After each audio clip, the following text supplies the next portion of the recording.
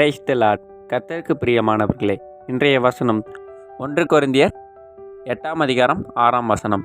பிதாவாகிய ஒரே தேவன் நமக்கு உண்டு, அவராலே சகலமும் உண்டாயிருக்கிறது, அவருக்கென்று நாமும் உண்டாயிருக்கிறோம். இயேசு கிறிஸ்து என்னும் ஒரே கர்த்தரும் நமக்குண்டு, அவர் மூலமாய் சகலமும் உண்டாயிருக்கிறது, அவர் மூலமாய் நாமும் உண்டாயிருக்கிறோம். பிரியமானவர்களே, இந்த வசனம் மிக தெளிவாய் சொல்லுகிறது. உலகமோ கர்த்தரால் உண்டாயிற்று, ஆனால் உலகமோ கர்த்தரை அறியவில்லை. ஆமாங்க, இன்றைக்கி இருக்க டெக்னாலஜியில் கூட பல பேர் மூட நம்பிக்கையில் மூழ்கி போய் இருக்காங்க. கல்லையும் மண்ணையும் படைச்சு அது எப்படியாவது என் வாழ்க்கையின் சூழ்நிலைகளை மாற்றாதா, என் வாழ்க்கையை மாற்றாதா என்று அதன் மேல் நம்பிக்கையை வைத்து மூட நம்பிக்கையில் இருக்காங்க.